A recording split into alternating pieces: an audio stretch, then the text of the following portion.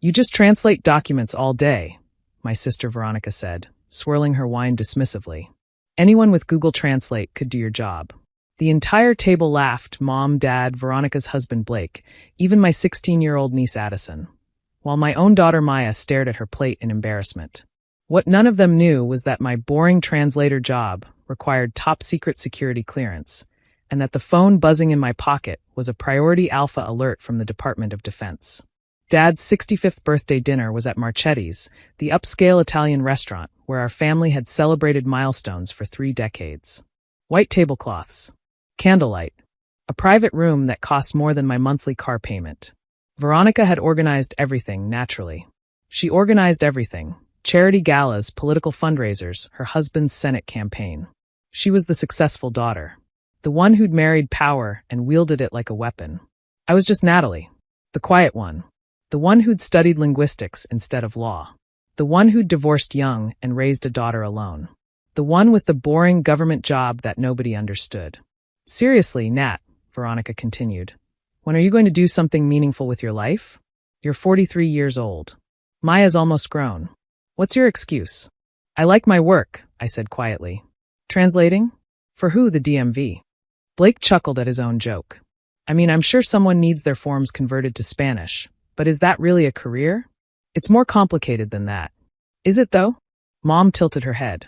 I've always worried about you, Natalie. You had so much potential. You speak, 7 languages. And you use them to shuffle papers. 6 languages. And I don't shuffle papers. Then what exactly do you do? Veronica asked. Because every time I ask, you give some vague non-answer. Government contractor. Federal work. What does that even mean? My phone buzzed again. I glanced at the screen under the table. Priority Alpha. Immediate response required. Linguistic Asset NT7. Report for briefing. Escort en route to your location. My heart rate spiked. In 11 years with the agency, I'd only received 3 Priority Alpha calls. The last one had involved a hostage situation in Yemen. Natalie, are you even listening? Veronica snapped. I need to step outside for a moment. We're in the middle of Dad's birthday dinner. Whatever it is can wait. It really can't. I excused myself and walked to the restaurant's lobby. Through the front windows, I could see 2 black SUVs pulling into the parking lot. 3 men in suits emerged from the first vehicle. I recognized Colonel David Reeves immediately. We'd worked together during the Syria crisis. His presence meant this was serious. Ms. Hartley. He approached with the crisp efficiency of someone who didn't have time for pleasantries. We need you at the Pentagon within the hour. A situation has developed that requires your specific expertise. What kind of situation? Intercepted communications. Multiple languages, including 2 dialects we believe only 3 people in the country can accurately translate. You're one of them. The other 2? One is in the hospital. The other is compromised. You're it. I thought about Maya, sitting at that table listening to her aunt mock her mother. I thought about Dad's birthday cake that hadn't been served yet. I thought about the look on Veronica's face when she realized that Google Translate couldn't do what I did. I need to say goodbye to my family. You have 3 minutes. I walked back to the private dining room. Everyone looked up expectantly. I have to leave. Leave. Mom's voice was incredulous. It's your father's birthday. I know. I'm sorry. An emergency came up at work. Veronica rolled her eyes. What kind of emergency could a translator possibly have? Did someone misuse a semicolon? Something like that. The door to the private room opened. Colonel Reeves appeared, flanked by 2 armed escorts. Ms. Hartley, the vehicle is ready. Every head at the table swiveled. Blake's wine glass froze halfway to his mouth. Veronica's smug expression dissolved into confusion. Natalie, Dad's voice was uncertain. What's going on? I told you. Work emergency. But is that military? I'll explain later, Dad. Happy birthday. I love you. I kissed his cheek and turned to Maya. My daughter's eyes were wide, but not with embarrassment anymore. With something closer to awe. Maya, Aunt Veronica will drive you home. I'll call when I can. Mom, are you some kind of spy? I smiled. I'm a translator. Just like Aunt Veronica said. Colonel Reeves cleared his throat. Ma'am. Time. I walked out of the restaurant flanked by military escorts, leaving my family in stunned silence. The last thing I heard was Veronica's voice. What the hell just happened? The SUV ride to Andrews Air Force Base took 20 minutes. A military helicopter took another 40. By 9 p.m., I was in a secure briefing room 3 levels below the Pentagon, looking at intercepted communications that made my blood run cold. 4 hours ago, we intercepted a series of encrypted messages between cells in 3 countries, Colonel Reeves explained. The encryption was sophisticated, but our tech team broke it. The problem is the content.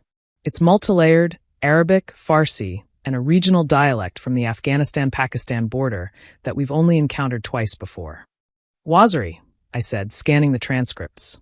But it's mixed with code phrases. They're using a linguistic cipher. Can you break it? I can try. For the next 6 hours, I worked. No dinner. No coffee breaks. Just me, the transcripts, and the weight of knowing that lives depended on getting this right. The cipher was elegant. They'd embedded numbers within specific word patterns, used verb conjugations to indicate dates, and employed a poetry structure from an obscure 13th century text to mask locations. It was the kind of linguistic puzzle that would take most analysts weeks. I solved it in 5 hours and 47 minutes. They're planning a coordinated attack. I told the assembled team at 3 a.m. 3 locations, simultaneous execution. The timeline is embedded in the verb tenses. They're using a poetic form that marks time through seasonal references. Based on the structure, we have approximately 31 hours. Can you identify the targets? Working on that. I pointed to a phrase in the transcript. This reference, it's from a Wazari folk song about places where eagles gather. In context, they're indicating buildings. High-rises. The specific verses they chose narrow it down to financial centers. How confident are you in this analysis? Confident enough to stake my career on it. Colonel Reeves nodded. Then we act. I stayed through the night, refining the analysis, answering questions, working with teams across 3 continents. By noon the next day, coordinated operations had disrupted all 3 cells. No attack materialized. No lives were lost. At 2 p.m., Colonel Reeves found me slumped in a chair, exhausted but wired. You did good work, Hartley. Exceptional work. Just doing my job. Your boring translator job, as I understand your family calls it. He smiled slightly. For what it's worth, the Secretary of Defense asked me to convey his personal thanks. The President has been briefed on your contribution. The President? This was a significant threat. Your analysis prevented what could have been catastrophic.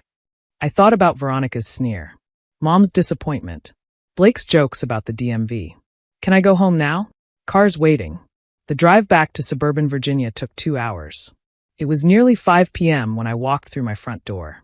Maya was on the couch, having skipped school to wait for me. Mom, she launched herself at me. Are you okay? What happened? Aunt Veronica's been calling all day. She's freaking out. I'm fine, sweetheart. Just tired. Was it something dangerous? It was something important. I knew it. She pulled back, grinning. I always knew you weren't just a regular translator. The way you'd get calls at weird hours. The way you'd disappear sometimes without explaining. I figured it was something cool. You never said anything. Neither did you. I figured if you wanted me to know, you'd tell me. I hugged her tighter. My brilliant, perceptive daughter who'd spent years listening to her aunt's mockery without ever doubting her mother. I'm sorry I couldn't tell you more. The work I do is classified. I know. It's okay, Mom. I don't need details. I just need to know you're safe. I'm safe. The doorbell rang. Maya went to answer it and returned with an expression of barely contained amusement. It's Aunt Veronica. She looks upset. I took a breath. Let her in. Veronica swept into my living room like she owned it. Designer clothes, perfect makeup, the confidence of someone who'd never been told no. But today, something was different. Her eyes were uncertain. Her usual smirk was absent. Natalie. Thank God. She actually hugged me. First time in years. I've been calling all day. What happened last night? Who were those men? Are you in some kind of trouble? I'm not in trouble. Then what? Because I've been going crazy. Blake made some calls. He's on the Senate Armed Services Committee, and everyone he talked to just said classified and hung up. Classified. For a translator. Sit down, Veronica. She sat, which was remarkable in itself. I can't tell you everything. Most of what I do is compartmentalized. But I can tell you that I work for a federal agency that handles sensitive intelligence. My language skills are used to decode communications that impact national security. National security? Last night, I helped prevent a terrorist attack. I can't say more than that. Veronica's mouth opened. Closed. Opened again. You're serious. Completely. But you never said all these years. Because I couldn't. And because every time I tried to hint that my work was more than shuffling papers, you and Mom and everyone else talked over me. It was easier to let you believe what you wanted. We made fun of you. At Dad's birthday. In front of Maya. Yes. While you were about to go save lives or whatever. Something like that. Veronica was quiet for a long moment. When she spoke, her voice was smaller than I'd ever heard it. I'm sorry. I know. I've been terrible to you. For years. I don't know what I thought. That because I married well and you struggled, that somehow made me better. You married a senator. I chose a different path. Neither one is better. They're just different. How can you be so calm about this? I've been awful. You're my sister. I've known who you are my whole life. I stopped expecting you to change a long time ago.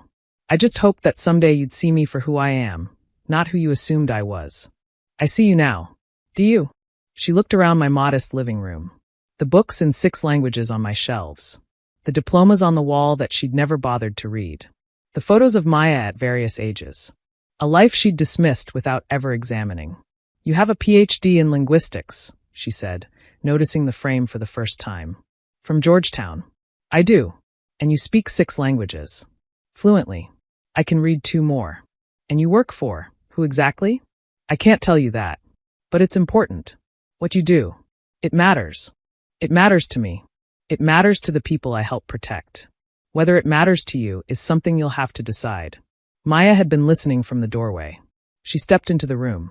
Mom saved lives last night, Aunt Veronica. Real lives. She does it all the time. Just because she doesn't brag about it like you brag about your galas doesn't mean it's not important. Maya, I started. No, Mom. I'm tired of watching them treat you like you're nothing. You're not nothing. You're a hero. You're my hero. Veronica's eyes filled with tears. Actual tears. I hadn't seen her cry since we were children. She's right, Veronica whispered. You are a hero. And I've been so blind. She stood, gathering herself with visible effort. I'm going to tell Mom and Dad. Not the classified parts, just that your work is important. That they should be proud of you. That we should all be proud. You don't have to.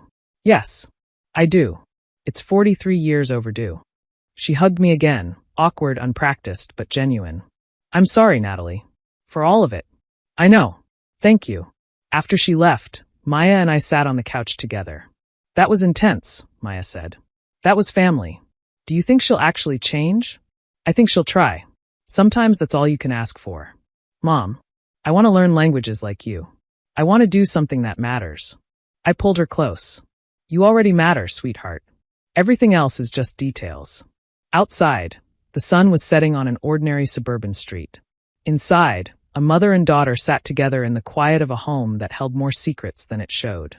My sister had laughed at my boring translator job. The Pentagon had called mid-dinner. And somewhere, in a world that would never know my name, 3 attacks hadn't happened. 3 buildings still stood. 3 cities didn't mourn. Anyone with Google could translate. But not anyone could do what I did. And finally, my family was beginning to understand that.